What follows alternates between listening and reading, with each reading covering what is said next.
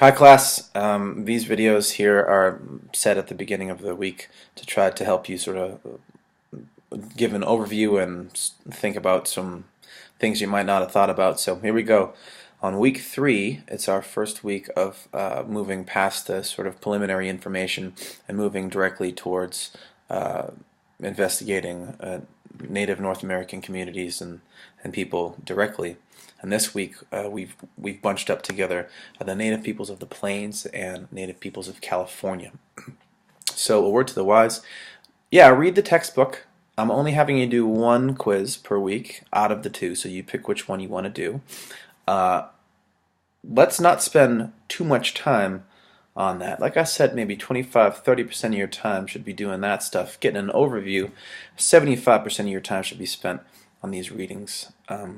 That's the most important piece of this class. So this week, guys, we have a couple of ones that I want to highlight.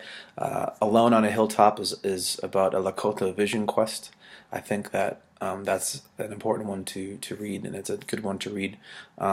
You should be reading them all. But also, if you're interested in political processes, understanding who Leonard Peltier is a big deal.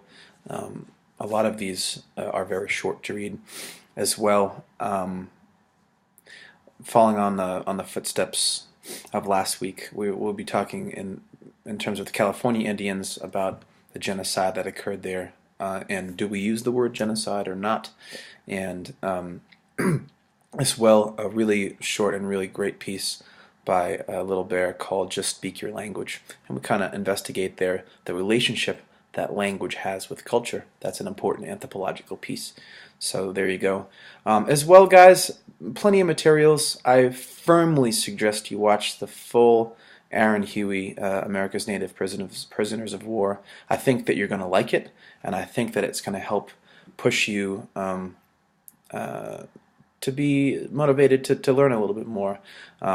Some stuff about Lakota Vision quests, a little bit about Leonard Peltier, and then we get into the genocide thing that we talked about here.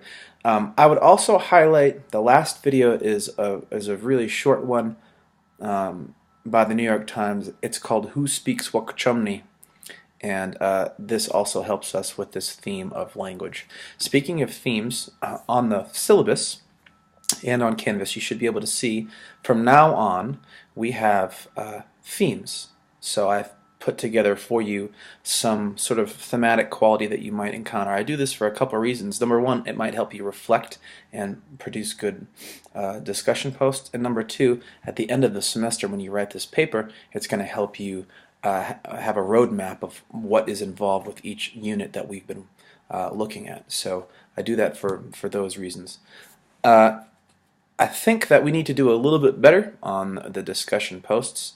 I don't know if you're reading everything that I'm giving you. I'm trying to give you all the information you need to be successful, but what we need to do is get our, as far as the discussion posts, get out your initial discussion post by Friday night, and then respond to 2 others by Sunday, and then you've completed that particular assignment.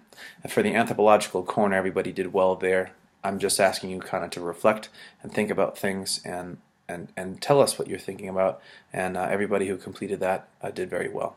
So stay on the reading and on the material, engage, and if there are any questions, you know where I am.